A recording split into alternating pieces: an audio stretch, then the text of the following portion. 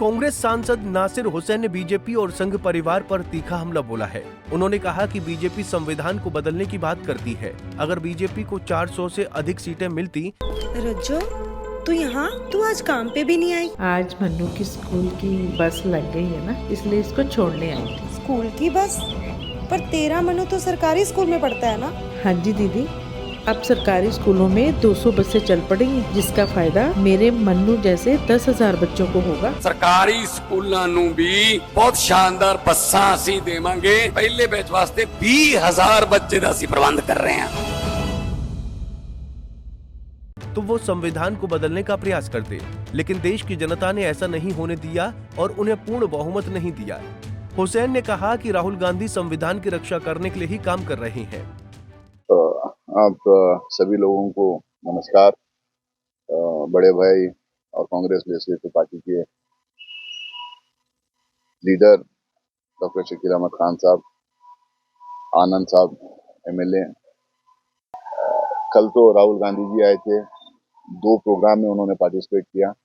एक संविधान बचाओ आंदोलन वाला जो एक था, उसमें उन्होंने पार्टिसिपेट किया और बहुत विस्तार से अपनी बात उन्होंने रखी है। उसके अलावा कांग्रेस दफ्तर में उन्होंने कांग्रेस वर्कर्स के साथ वार्तालाप किया, वहां पे भी अपनी बात रखी है।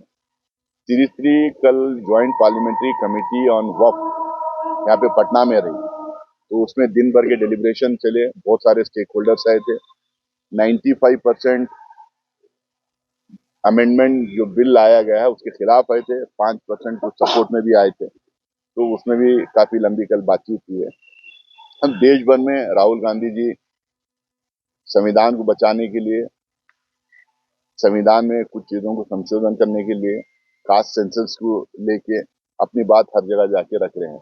उसी दौरे में पटना में भी कल आए हुए थे। कांग्रेस पार्टी एकदम कॉन्स्टिट्यूशन को पार्लियामेंट इलेक्शन में मुद्दा बनाई। जिस तरह से भारतीय जनता पार्टी के नेताओं ने कॉन्स्टिट्यूशन को खत्म करने की बात की है, कॉन्स्टिट्यूशन में मेजर अमेंडमेंट्स लाने की बात की है, कॉन्स्टिट्यूशन को नहीं मानने वाली बात उन्होंने कई उनके नेताओं ने किया है। इसीलिए हम पार्लियामेंट इलेक्शन में मुद्दा बनाए थे और लोगों के बीच में ये बात भी हम लोगों ने ले गई थी और कहा था कि 400 पार का नारा ये जो बार बार ये लोग दे रहे हैं, 272 चाहिए सरकार बनाने के लिए, लेकिन 400 पार की बात क्यों कर रहे हैं? सिर्फ इसलिए कर देते क्योंकि अगर 400 से ज्यादा इनको सीट आते तो ये संविधान बदलने का काम करते। लोगों ने उस बात को सराहा। लगभग दोनों को सिमिलर मैंडेट दिया। उनको जो मैंडेट मिला है और हमें जो इंडिया अलायंस को जो मैंडेट मिला था, तो 15-20 सीट का अंतर था। तो इसका मतलब जो है, उनका जो कॉल था 400 का और संविधान बदलने का उनका जो कॉल था, उसको इस देश की जनता ने माना नहीं है और उसके खिलाफ जो है उन्होंने वोट दिया। वहीं नासिर हुसैन ने कहा कि बीजेपी की सरकार संविधान में संशोधन करना चाहती है। हुसैन ने कहा कि हेट स्पीच पर रोक लगाने के लिए संविधान में प्रावधान लगाना चाहिए। उन्होंने कहा कि बीजेपी के नेता लैंड रिफॉर्म के खिलाफ बोलते रहते हैं। हुसैन ने कहा कि बीजेपी के नेता समाजवाद और सेकुलरिज्म के विरोध में हैं। फेरबदल करने की कॉन्स्टिट्यूशन में कई सीरियस अमेंडमेंट लाने की बात करते हैं। अगर कॉन्स्टिट्यूशन के ऊपर जो डिबेट चला पार्लियामेंट के अंदर, लोकसभा और राज्यसभा में, अगर आपने बात सुनी होगी प्रधानमंत्री जी की, डिफेंस मिनिस्टर की, फाइनेंस मिनिस्टर की, अमित शाह जी की, उनके पार्टी प्रेसिडेंट नड्डा जी की, 4 अमेंडमेंट्स पे उन्होंने आपत्ति उनकी थी। अमेंडमेंट नंबर 1, जिसमें रिजर्वेशन की, देश में SC/ST को रिजर्वेशन दिया गया था, जिसमें लैंड रिफॉर्म्स की बात की गई थी, जो जमींदारों से जमीनें लेके गरीब लोगों को, खासकर दलित पिछले वर्गों के जो किसान थे, छोटे मोटे किसान थे जिनके पास जमीन नहीं थी, उनको जमीन देने की बात की गई थी। तीसरा जो है अमेंडमेंट नंबर 1 में ये था, गैग ऑर्डर था कम्युनल स्पीचेस के ऊपर, हेट स्पीचेस के ऊपर। आज ये जो खुले आम तरीके से जो हेटरेट फैला रहे हैं, हेट स्पीचेस जो कर रहे हैं, उस पर जब भी रोक लगाएगी थी। तो बार बार इनके सारे नेताओं ने अपने स्पीचेस में आपत्ति जताई अमेंडमेंट नंबर 1 पे।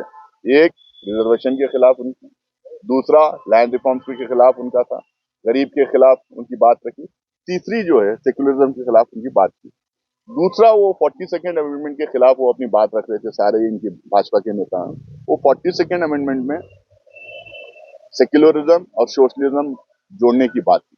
यहाँ पे भी सोशलिज्म किसके लिए बात की थी? उस टाइम के नेताओं ने, कांग्रेस के और पूरे देश के नेताओं ने ये कहा था कि हमारी सोशलिस्टिक पैटर्न ऑफ सोसाइटी होना चाहिए, ताकि जो है हम इस देश में जो 90% से ज्यादा जो गरीब लोग हैं उनको जो है हम लोग इक्वालिटी दें, उनको फ्रीडम दें, उनको जो है मिनिमम स्टैंडर्ड ऑफ लिविंग और मिनिमम क्वालिटी ऑफ लिविंग उनको दें। और उसके अलावा सेकुलरिज्म की बात उसमें थी कि देश का हमारा एक सेकुलर नेचर है, उसको बचाए रखना है, आगे बढ़ाना। तो इन 2 अमेंडमेंट्स में ये बार बार जो आपत्ति उनकी जता रहे थे, बार बार उसके खिलाफ जो बात कर रहे थे, इसमें एकदम साफ है कि ये सरकार सेकुलरिज्म के खिलाफ है, ये सरकार गरीबों के खिलाफ है, ये सरकार क्रोनी कैपिटलिज्म को बढ़ावा देना चाहती है, ये सरकार जो है गरीबों के खिलाफ, ये सरकार रिजर्वेशन के खिलाफ काम कर रही है। हम अब कॉल दिए हैं कास्ट सेंसस पूरे देश भर में होना चाहिए, पूरे देश में ये पता चलना चाहिए छोटे छोटे जातियां हैं, बड़े बड़े जातियां हैं, किस किस समुदाय के पास क्या क्या पिछले 75 साल में जो हिंदुस्तान में जो डेवलपमेंट हुआ, जो तरक्की हुई है, उसमें किसको क्या क्या मिला है, किसको जमीन मिली है, किसके घर में नौकरियां आए हैं, किसके घर में तरक्की आई है, किसके घर में लोग डिग्रियां, double degree, graduation, post graduation या पीएचडी किए हैं, किसके घर में बिल्कुल इल्म नहीं है। ये तमाम चीजों को हम इसलिए पता करना चाह रहे हैं ताकि हमारा वेलफेयर स्टेट है, हमारा डेमोक्रेसी है, हमारी वेलफेयर डेमोक्रेसी है। हम चाहते हैं कि यहाँ पे हर नागरिक जो इस देश में पैदा हुए उसको कुछ ना कुछ स्टेट के द्वारा उनको मिले। तो इसीलिए अगर वो हम टारगेटेड वेलफेयरिज्म अगर हम करना चाह रहे हैं, टारगेटेड स्कीम्स हम करना चाह रहे हैं, तो उसमें जरूरी है कि हम पता करें कि किस किस समुदाय को क्या क्या मिला, किस समुदाय इस 75 साल में और पिछड़े बने हैं या और पीछे रह गए हैं। तो इसके लिए कास्ट सेंसस की हर जगह हम मांग कर रहे हैं। संविधान, जाति गणना और आरक्षण का मुद्दा उठाकर राहुल गांधी ने लोकसभा में कांग्रेस की ताकत बढ़ाई है, लेकिन कांग्रेस के लिए ये चिंता की बात होनी चाहिए कि हरियाणा और महाराष्ट्र के विधानसभा चुनाव में उसे बड़ी हार का सामना करना पड़ा है। इसीलिए राहुल गांधी को फिर से नई रणनीति पर काम करना होगा। पंजाब केसरी टीवी के लिए पटना से संजीव कुमार की रिपोर्ट।